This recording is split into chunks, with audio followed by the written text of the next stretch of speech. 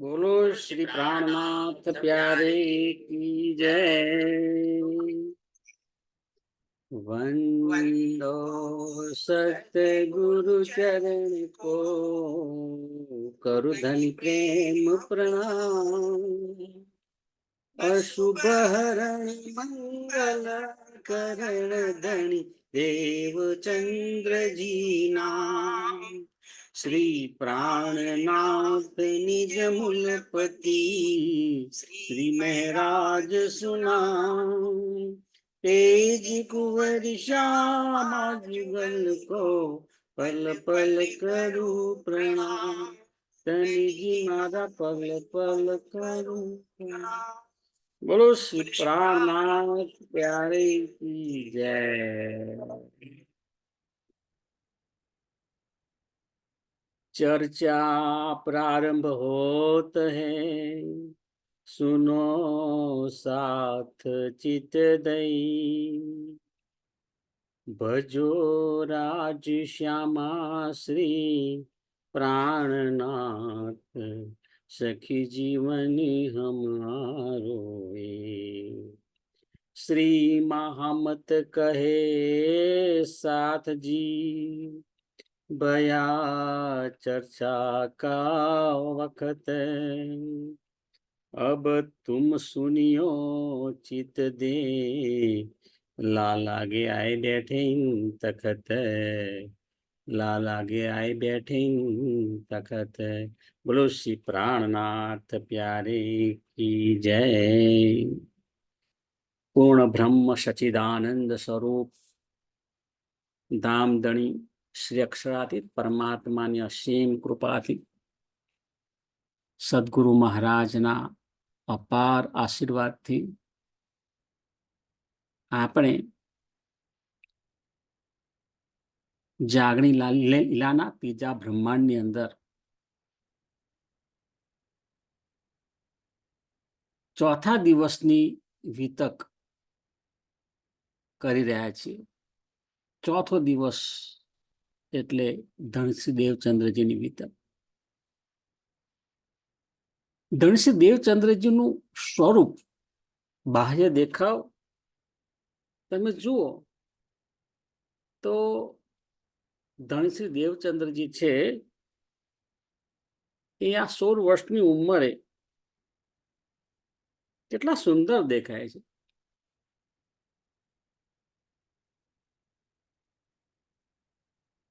કેટલું સુંદર એમનું સ્વરૂપ છે. એમની સુંદરતા પણ સરસ છે.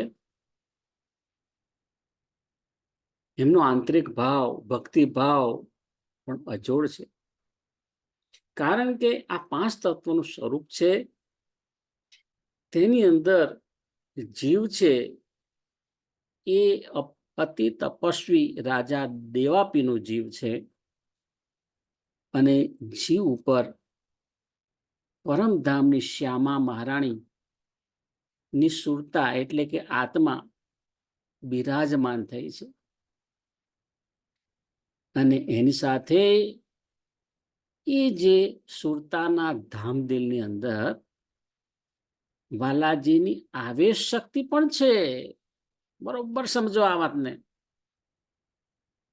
અને હવે જ્યારે રણ પ્રદેશની અંદર જે સિપાઈ વેશ ધારણ કરે છે ને, એ સ્વરૂપ ક્યાંથી આવ્યું?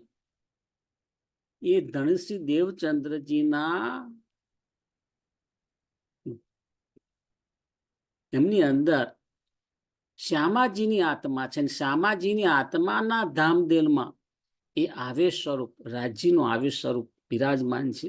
એ જ આવેશ સ્વરૂપ બહાર પ્રગટ થાય છે અને સિપાઈ વેશ ધારણ કરીને મદદ કરે છે. અને ફરીથી પાછા અદ્રશ્ય થઈ અને એ દેવચંદ્રજીના આત્માના ધામદિલની અંદર જ બિરાજમાન થઈ જાય છે. આ છે તારતમ વાણી. હવે અહીંયા આગળ જો દેવચંદ્રજીને એમના મિત્રો કહે છે કે આવતીકાલે 4:30 વાગે આપણા રાજાના જે રાજકુમાર છે એમના ખાડાના વિવાહ માટે કચ્છ તરફ જાન જવાની છે. હવે એ સમાચાર મળતા જો અહીંયા આગળ આવી અને મંત્રીને મળે છે અને વિનંતી કરે છે કે મને આવતીકાલે તમારી સાથે લઈ જજો, પરંતુ આ મંત્રી કહે છે કે અમારી પાસે એક્સ્ટ્રા કોઈ ઊંટ કે ઘોડો નથી કે જેની પર તમને બેસાડી શકીએ. તમારું પોતાનું સવારી હોય તો લાવશો. તો દેવચંદ્રજી કહે છે કે એવી રીતે મારી પાસે કોઈ ઘોડો કે ઊંટ નથી, તો હું તમારી પાછળ ચાલતો આવીશ. અને એમાં પણ આ મંત્રી ના પાડે છે, કારણ કે શક્ય જ નથી તમે ચાલી ના હોય. તો મનોમન દેવચંદ્રજી વિચાર કરે છે કે મારે એમને કઈ જ કહેવાની જરૂર નથી. કાલે જ્યારે નીકળે તે વખતે એમની પાછળ હું ચાલી અને પહોંચી જઈશ. જો કેવો સંકલ્પ છે એમની અંદર, દ્રઢ સંકલ્પ છે. એની હાવ ગમે તે રીતે આત્માનું કલ્યાણ કરવું છે, આત્મજ્ઞાન પ્રાપ્ત કરવું છે. જો અહીંયા આગળ બતાવ્યું છે. પછી ઘરે આવી અને શું કરે છે, તો સામાન તૈયાર કરે છે. એમાં એક પોટલી બાંધે છે, અને પોટલીની અંદર શું હોય સામાન્ય રીતે? એક જોડી કપડા પહેરેલા છે, એક જોડી કપડા લઈ લેશે. એની સાથે પણ થાળી, વાડકી, પાલો અને એ ખોરાક બનાવવા માટેનો તવો કહીએ, એવું જ જરૂરી સામાન્ય વાસણ થોડા ઘણા લઈ લીધા, થોડા ઘણા રૂપિયા પણ લીધા. પછી એમને યાદ આવે છે કે પિતાજીએ કહ્યું હતું રસ્તામાં ચોર ડાકુનો ભય હોય છે. એટલે જો અહીંયા આગળ એમના જે પેટીની અંદર કપડા લીધા, આ ઉપરાંત આ કટારી પણ લઈ લે છે. જો કટારી પણ લે છે અને રાહ જુએ છે કે સાંજે 4:30 વાગે એટલે હું બહાર નીકળું. અહીંયા આગળ જો 4:30 વાગ્યાનો સમય થયો છે. બહાર પેલા ઘોડાઓનો અવાજ સંભળાય છે, શરણાઈ સંભળાઈ રહી છે, નગારા સંભળાય છે. બહાર જવાની તૈયારી કરે છે. તો આ અહીંથી બહાર નીકળવાનું છે. આ બરાબર એક્ઝિટ, આ દરવાજો છે. અને દરવાજાની બહાર જ જો માતા પિતા બેઠા છે અને દેવચંદ્રજીની ચિંતા કરતા હોય છે અને એમની વાતો કરતા હોય છે. હવે અહીં આગળ દેવચંદ્રજી મૂંઝાય છે કે હવે કઈ રીતે કરવું, શું કરવું. જો અમૂલ સ્વરૂપની કૃપા એવી થાય છે કે થોડી જ વારમાં મતુ મહેતા કોઈ કામ અર્થે બહાર નીકળે છે અને માતાજી પણ જે કંઈ આ થાળીની અંદર શાક ફોલવાનું સમારવાનું લઈને બેઠા હતા એ આ રસ્તે બીજા રસ્તેથી ઘરની અંદર પ્રવેશ કરે છે. અને આ બીજો જે દરવાજો છે, મુખ્ય દરવાજો, એ મુખ્ય દરવાજાથી દેવચંદ્રજી બહાર નીકળે છે. અને બહાર નીકળીને જો આ સ્વરૂપ જો 16 વર્ષનું કેટલું નાજુક નમૂનું સ્વરૂપ છે એમનું. જો કમરે દુપટ્ટો બાંધ્યો છે, એ દુપટ્ટાની અંદર કટાર છે, અને આ છે એ પોટલી, બરાબર. અને પોટલીને અહીંયા પટ્ટો પણ બનાવ્યો છે, એની અંદર બધા એક જોડી કપડાં મૂકેલા છે, થાળી, વાડકી, પાડો, બરાબર, કઢાઈ, એટલી વસ્તુઓ. વિચાર કરો કે એની અંદર કેટલું મવડાયું. અને પાછું એમ કે છે કે એની અંદર થોડા પ્રમાણની અંદર સીધું સામાન પણ લીધું છે, દાળ, ચોખા, લોટ, બરાબર, જે જરૂરી હોય થોડું એ લીધું છે. અને એક પોટલીની અંદર બધો સમાવેશ કરી દીધો. અને પૂછે છે તો અહીંયા આગળ રાહદારી કહે છે કે ઘોડા અને એ બધા લોકો તો અહીંથી નીકળી ગયા. હવે જો દૂર દૂર ધૂળ ઉડે છે ને એ ત્યાં સુધી ઘોડા પહોંચી ગયા છે. પણ તું ભાઈ પૂછે છે કેમ? તો કે એનો જવાબ આપવા માટે અત્યારે મારો પાછી કોઈ સમય નથી. અને ત્યાર પછી જો દોડતા દોડતા જાય છે અને એટલું બધું દોડે છે કે એમને થાક પણ લાગ્યો છે, પેટમાં દર્દ પણ થઈ રહ્યું છે, ખૂબ જ અંધારું થયું છે અને અંધકારની અંદર કોઈ દેખાતું નથી. હવે એ સમયે જે સમયનો આપણે અનુભવ કરીએ ને તો આપણે લાગે કે ધણીજીએ કેટલી બધી કષ્ટ સાધના કરી છે અને ત્યારે આપણને આ વાણી મળી છે. તે જે દેવચંદ્રજી છે એ દેવચંદ્રજી શરીરનું નામ છે, જીવનું નામ દેવાપી છે, તેની અંદર શ્યામાજીની આત્મા છે અને શ્યામાજીના ધામદિલમાં શ્રીરાજજીની આવેશ શક્તિ અને અક્ષરની આત્મા છે. કેટલું સ્પષ્ટ થઈ ગયું અહીંયા આગળ, બરાબર. એ શ્યામા મહારાણીથી રાજજી દૂર તો હોઈ ના શકે, પણ હા એમના ધામદિલની અંદર છે. અને જ્યાં રાજ્ય મહારાજની આવશ્યકતા હોય તો એમની હજુરીની અંદર અક્ષર બ્રહ્મની આત્મા હોય ને હોય જ. અહીંયા આગળ જુઓ,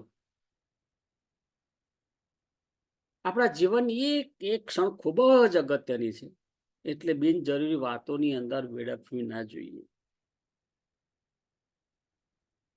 શ્રી દેવચંદ્રજી સાથે લઈ જવાનું સામાન તૈયાર કરે છે. એક થાળી, એક લોટો, તવો, થોડી ભોજન સામગ્રી, રો મટીરિયલ, કટાર કમરમાં દુપટ્ટાથી બાંધી દીધી છે.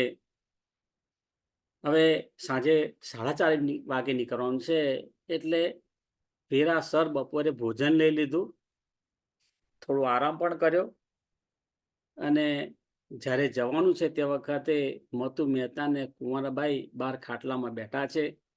4:30 વાગી ગયા છે, નગારા સંભળાય છે, પરંતુ બહાર નીકળી શકાતું નથી. ઘોડાનો રણકાર સંભળાય છે. દેવચંદ્રજીની ઉંમર 16 વર્ષની છે. અતિ સુંદર દેખાય છે દેવચંદ્રજી. શ્રી દેવચંદ્રજી જાય તે પહેલા એ જાન નીકળી જાય, તેથી દોડતા દોડતા જાય છે. કોઈને પૂછે છે તો એ કહે છે કે આ રસ્તે એ જાન ગઈ છે. શ્રી દેવચંદ્રજી એક પળનો પણ વિચાર કરતા નથી અને એ રસ્તે દોડતા દોડતા દોડતા જાય છે. ધીરે ધીરે અંધારું થવા લાગે છે. ચારે બાજુ દૂર દૂર રેતીના ઢગલા દેખાય છે અને એમાં પવન જ્યારે ફૂંકાય ને તે વખતે જ્યાં ટેકરો ત્યાં ખાડો, ના ખાડો ત્યાં ટેકરો, રેતીના ઢગલા એવા થાય. એવામાં એમને વિચાર આવ્યો કે જો મને કોઈ ચોર ડાકુ મળશે તો મારી શું દશા થશે. કારણ કે એમના પિતાજીએ કહ્યું હતું કે આ રીતે જવાય નહીં, કારણ કે રસ્તામાં ચોર ડાકુ હોય છે. એટલે એમને વિચાર આવ્યો અને જેવું સ્વરૂપ એમણે મનમાં વિચાર્યું હતું ને એવા સ્વરૂપનો વ્યક્તિ એમને દેખાય છે. તેવામાં દૂરથી 6 ફૂટની ઊંચાઈ સુંદર સાજી, 6 ફૂટની ઊંચાઈની અંદર સિપાઈ વેશમાં કોઈ આવતું હોય તેવું લાગે છે. જોયું તો તેની પાસે તલવાર પણ છે, કમરમાં કટારી પણ છે, એક હાથમાં બરછી છે અને મોટી દાઢી પણ છે.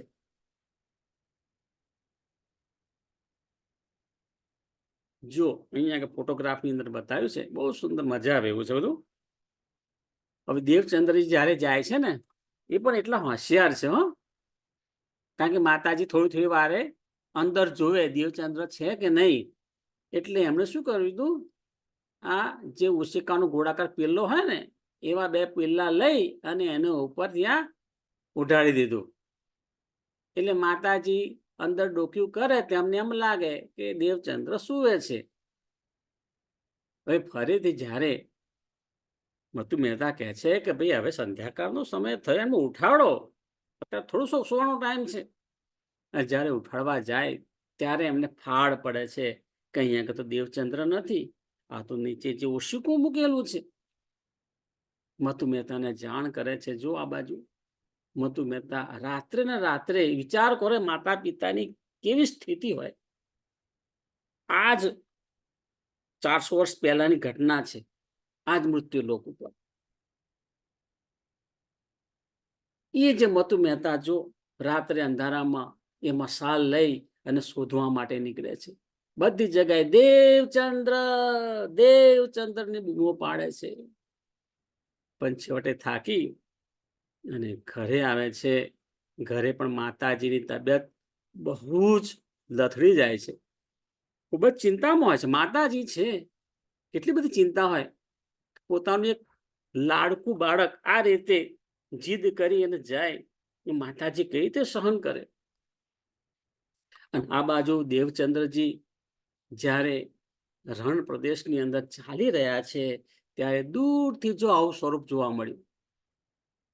આ 6 ફૂટની ઊંચાઈ, એક હાથમાં બરચી, તલવાર છે, કટાર છે અને દાઢી છે. સિપાઈ વેશ લાગે છે અને સિપાઈ વેશ ધીમે ધીમે નજીક આવે છે. ને નજીક આવી અને શું કરે છે?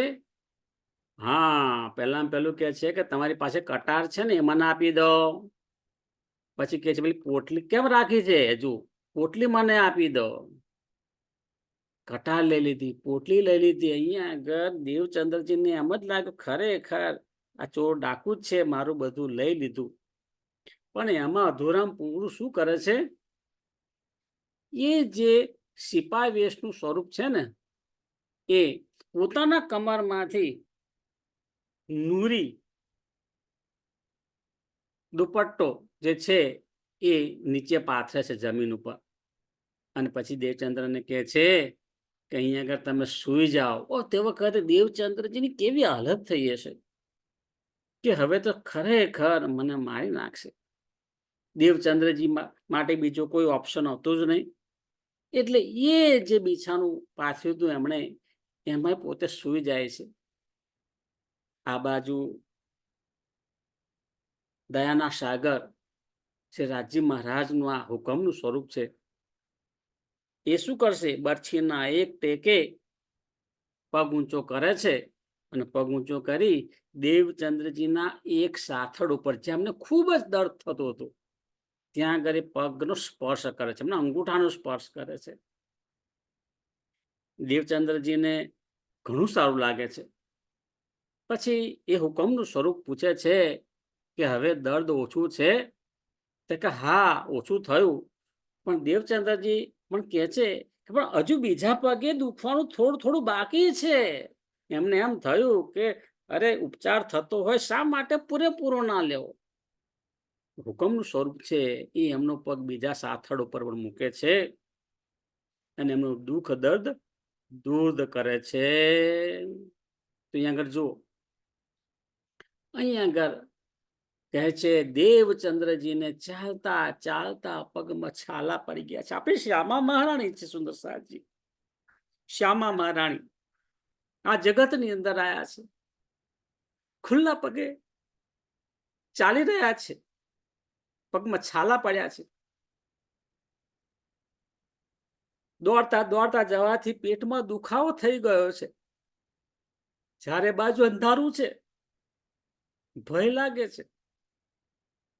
અને એવામાં સિપાઈ વેશમાં આવેલી વ્યક્તિ જુએ છે, ગભરાટ તો છે જ.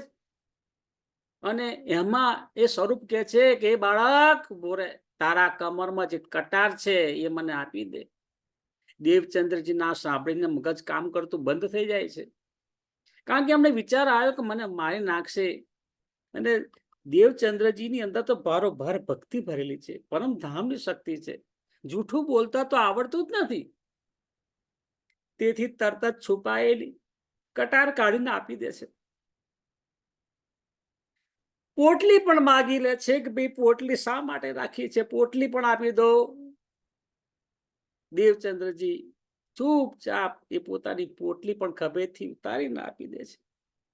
સુંદર સાતજી, અહીં શું કે છે કે ધણીજી માયાની પોટલી આપણી પાસે માગે છે કે સાથજી માયાની પોટલી મને આપો અને એના બદલામાં હું તમને પરમધામનો પ્રેમ આપીશ, જેની આ જગતની અંદર કોઈ કિંમત જ ના કરી શકે, એટલું મહત્વનું છે. એ પરમધામનો પ્રેમ આપીશ. એ પ્રેમ આપે છે, એમની કૃપા કરે તાર માયા લઈ લે છે અને પરમધામનો અપાર પ્રેમ આપે છે, ઈશ્કને યમાન આપે છે. સુંદર સાજી, આપણે જીવનમાં આપણે ધનીજીને તેમનું ચિંતન કરવાનું છે અને જ્યારે જ્યારે એમનું ચિંતન કરીએ તે વખતે માયાનો ભાર તેમના ચરણોમાં સોંપી દેવાનું છે. આપણે આપણે ભક્તિભાવ કરીએ છીએ, સેવા ભાવ કરીએ છીએ, સેવા પૂજા કરીએ છીએ. હા, આધ્યાત્મિક માર્ગે જઈએ છીએ ખરા, પણ સુંદર સાહેબ, જે પોટલી છે ને, પોટલી સાથે ને સાથે હોય છે. આ ઘડીક વાર તો એ પોટલી રાજીના ચરણોમાં મૂકીને હાશકારો તો અનુભવીએ, અને રાજ્યના ચરણોમાં પોટલી મોકલી હશે, બિલકુલ વાંધો નહીં આવે. એ બધી જ જવાબદારી સંભાળ લેશે, તમારા બધા જ કામ થશે. માયાના જ્યારે ધણી ધનવટ કરે ત્યારે બલવેરી ના હરે, વળી ગયા કામ સરાડે ચડે, મન ચિતવ્યા કારસરે. આ વાત અહીં આગળ સમજવાની છે. વિતકની અંદર દરેક દરેક જે પ્રસંગ છે ને, એમાં કઈ ને કઈ આપણને બોધ આપવામાં આવે છે. એ આપણે બોધ લેવાનો છે. જ્યારે ત્યારે ધણીજીનું ચિંતન કરીએ, એમને યાદ કરીએ, તે વખતે એટલું યાદ રાખવાનું કે માયાનો ભાર છે એ રાજ્યના ચરણોમાં મૂકી અને હળવા થઈને રાજ્યને યાદ કરવાના, એમનું ચિંતન કરવાનું, જે અહીં આગળ આપણને બોધ આપે છે. સુંદર સાજી, જો ત્યારબાદ સિપાહી સ્વરૂપ જે છે એ પિછોરી જમીન ઉપર પાથરે છે. હવે જ્યારે જમીન પર એ નૂરી પિછોરી પાથરે અને એ બાજુ દેવચંદ્રજી હજુ તો એ કોણ છે ઓળખતા નથી, એ ચોરને ડાકુ જ સમજે છે. તો એ વિચાર કરે છે કે આ નીચે પાથરણું શા માટે પાથરે છે, પિછોરી શા માટે પાથરે છે. બીજું કઈ વિચારે પહેલા તો શું કે છે સ્વરૂપ, એ છોકરે, એ બચ્ચે, इस पे लेट जाओ, वहीं पर સુઈ જાઓ તમે. હવે દેવચંદ્રજીના તો પગ ધ્રુજવા લાગે છે કે મને સુવાડ દે છે અહીંયા આગળ અને પછી મને ચોક્કસ મારી નાખશે. દેવચંદ્રજી માટે કોઈ વિકલ્પ નથી, એટલે એ પિછોરી ઉપર સુઈ જાય છે. જો અહીંયા આ વિતક સાહેબની અંદર પણ આ કેવી રીતે બહુ સુંદર સમજાવ્યું છે લાલદાસજીએ. હવે જે સિપાહી મહારાજ છે એ સિપાહી મહારાજ મંદ મંદ હસે છે કે હા, સિપાહી મહારાજ શું જોવે છે? સિપાહી મહારાજને ખબર છે હુકમનું સ્વરૂપ છે, એની અંદર રાજ્યની આવશ્યકતા છે, અરે રાજ્યનું સ્વરૂપ છે. જોઈ રહ્યા છે કે આ શ્યામા મહારાણી પરમધામની અંદર કહેતા હતા કે અમે તમને ક્યારેય નહીં ભૂલીએ, અને અહીં આગળ હું એમની આગળ પ્રગટ થયો છું, પણ મને ઓળખી શકતા નથી અને ઉપરથી મારાથી બીવે છે, એવું વિચારીને મન બનસે છે. અહીં આગળ જે દેવચંદ્રજી છે, જ્યાં સુધી મૂળ સ્વરૂપનો હુકમ ન હોય ત્યાં સુધી ઓળખી શકવાના નથી. એટલે શ્યામા મહારાણી દેવચંદ્રજી મહારાજ જે છે એ સુઈ ગયા છે, પણ ખૂબ જ ડર છે. સિપાહી મહારાજ એક બાજુ બરછીના ટેકો, બરછીનો ટેકો ઉપર આમ કરી નીચે નાખે છે ને, તે વખતે તો દેવચંદ્રજીને એમ લાગ્યું ખરેખર મારી ઉપર નાખી રહ્યા છે, પણ એ બાજુમાં બરછી નાખી છે. બાજુમાં બરછી જમીનની અંદર ખોસીને એનો ટેકો લીધો છે, એક પગનો ટેકો અને બરછીનો ટેકો, અને એક પગ ઊંચો કરી અને એ જે સિપાવેશનું સ્વરૂપ છે એ શું કરે છે, એક પગ ઊંચો કરીને દેવચંદ્રજીના જાંઘના મૂળમાં થોડું દબાણ આપે છે. દબાણ આપવાની જરૂર નથી, થોડાસા સ્પર્શ પૂરતો છે. અને જો સ્પર્શ કર્યો એટલે એ જે ભાગની અંદર જે દર્દ ઓછું થયું, એટલે હવે પૂછે છે કે ભાઈ દર્દ ઓછું થયું તમને? દેવચંદ્ર થોડા બોલવાના છે. અહીં વાલાજી શ્યામાજીને સવાલ કરે છે. વાલાજી બધું જ જાણે છે કેવી રીતે શ્યામા મહારાણી દોડી દોડીને અહીં આવે છે, બધું જોઈ રહ્યા છે. તેમના પગમાં છાલા પડ્યા છે, પેટમાં દર્દ થઈ રહ્યું છે. દેવચંદજી મહારાજ કહે છે, હા આ બાજુ મને દર્દ ઓછું થયું છે, પણ બીજા પગે પણ મને થોડું દર્દ છે. એટલે જે મૂળ સ્વરૂપ જે છે, મૂળ સ્વરૂપ હુકમનું સ્વરૂપ, એ સિપાઈ વેશનું સ્વરૂપ છે. એ બીજો પગ, એમનો જે પગ છે એ ફરીથી ઊંચો કરી અને દેવચંદ્રજીના બીજા જે પગના જાંઘના મૂળની અંદર સ્પર્શ કરે છે. એટલે ત્યાં આગળ જે દર્દ હતું એ પણ દૂર થઈ ગયું. સુંદર સાજી, આ તો નૂરી શક્તિ મળી ગઈ ને. એટલે દુઃખ દર્દ તો જતું રહ્યું, પેટની અંદર દુઃખ હતું એ પણ મટી ગયું, અને એમની અંદર એક અલૌકિક શક્તિનો સંચાર થયો છે. અને અલૌકિક શક્તિના સંચાર સાથે હવે એમને કહે છે કે દેવચંદ્રજી, દેવચંદ્રજી, દેવચંદ્રજી નામ નથી બોલતા, એ છોકરે ખડે હો જાઓ. છોકરો ઉભો થઈ જાય છે. બીજી કૃપા શું કરે છે? બીજી કૃપાની અંદર આ જે હુકમનું સ્વરૂપ છે ને, એ જે પિછોરી જમીન ઉપર પાથરી હતી એને દેવચંદ્રજીના કમરે બાંધી દે છે.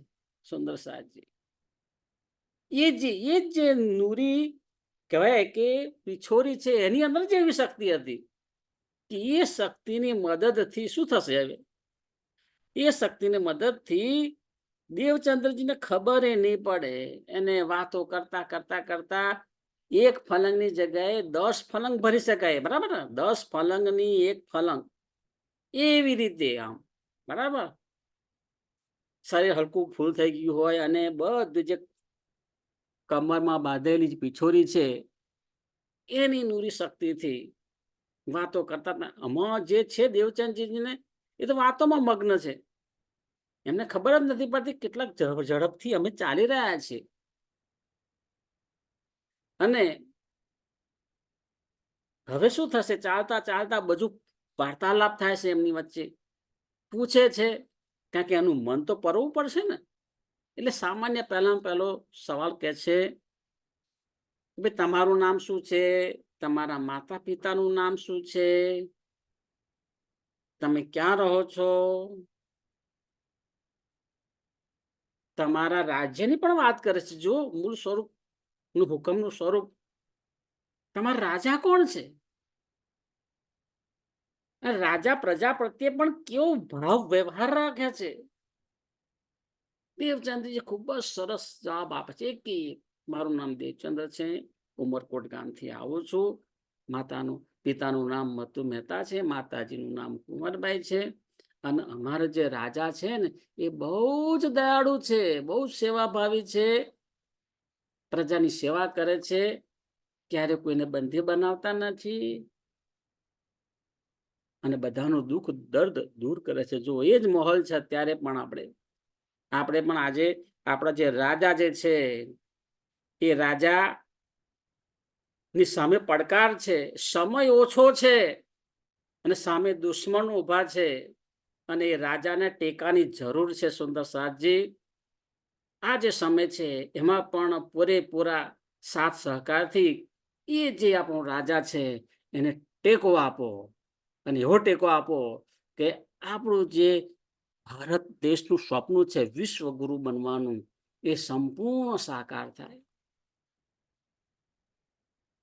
બોલો શ્રી પ્રાણનાથ પ્યારે કી જય, સદગુરુ મહારાજ કી જય, કૃષ્ણ કનૈયા લાલ કી જય। પ્રણામ સુંદર સાજી, સુંદર